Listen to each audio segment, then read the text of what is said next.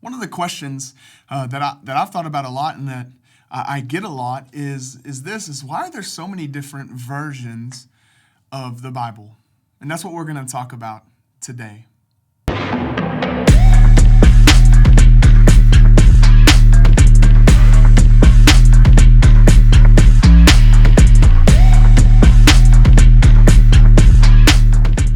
The first English Bible was printed in 1382 by John Wycliffe. He was translating it to English from Latin.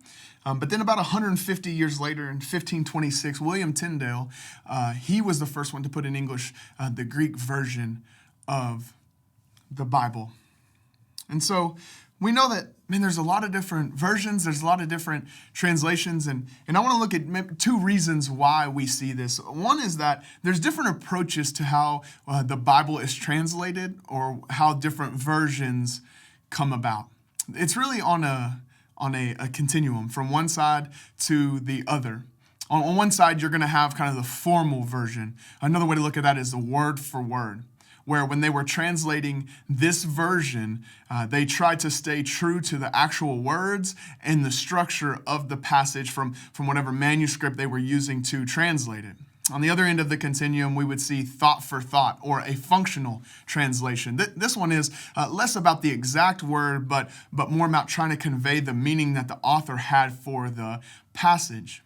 There's also a third one, but I want to remove it from the continuum, and it's called a paraphrase version. And I want you to think of it more like a commentary, because in it would be that the author put into his own words what he thinks the original author had intended. And so it's really somebody's commentary on the original text. And so we have word for word, and then we have thought for thought. Under the word for word, some common translations would be the King James Version, the English Standard Version, the New American Standard Version, and there's a few other ones as well. Under thought for thought, some very familiar ones like the NIV, the New International Version, as well as the New Living Translation. And these fall in between the different sides of the continuum. And so we know that there's different approaches to it, and I want to show you a little bit of the difference that we might find when we read different verses. So looking at Romans chapter 12, verse 1, we'll start in the ESV version. It says, "I appeal to you, brothers, by the mercies of God, to present your bodies as a living sacrifice, holy and acceptable to God, which is your spiritual worship." That would be more of our word-for-word translation. Then we look at the NLT. "And so, dear brothers and sisters, I plead with you to give your bodies to God because of all he has done for you. Let them be a living and holy sacrifice, the kind that he will find acceptable.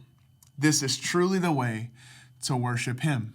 That being more under the thought for thought. You can see a little bit of the structural kind of word differences, that the thought for thought is a little bit more readable, but we know that the word for word would hang a little closer to the original text. So the first reason we have these different ones is that there are different approaches to how we translate the Bible. The second one is that the English language has evolved over the years.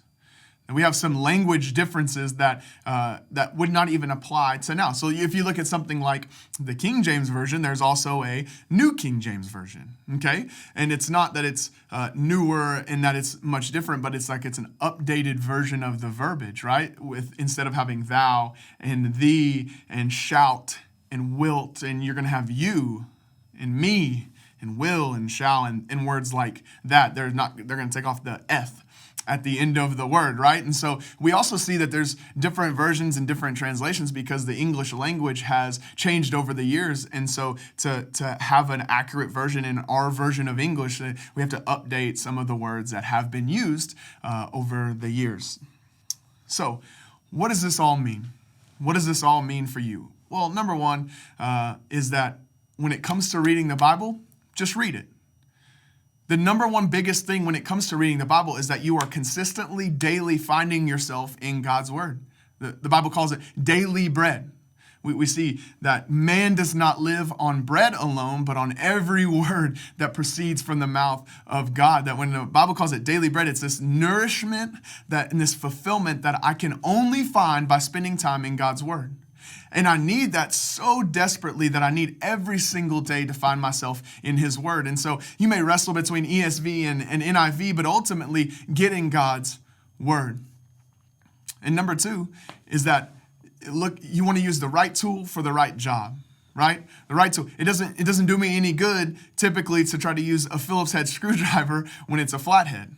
Okay, and likewise, depending on what you're looking to get out of it, you can use different versions of the Bible. For example, if you're new to the faith or you haven't spent a lot of time in God's word, it may be beneficial for you to use a thought for thought like an NIV, because the readability is a little bit easier and it still conveys the original meaning with some different words and maybe a little different structure. Maybe you're preparing for a talk about the Bible, maybe a Bible study, maybe you're going to have a message that you want to teach. Then maybe a word for word is a little bit better so you can get the exact original meaning and the words that were used. And so for your study time, that one might be a little bit better, but you may even reference the thought for thought so you can really understand the thought and the meaning of the text and get a full look and kind of a full, well-rounded version of it when you're reading it.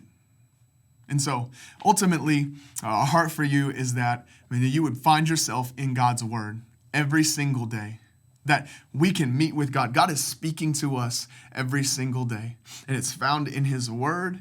And what an honor and what a grace of God that we have in our lives, that he would leave us this word, everything that we need to know him well and to live our lives here on earth.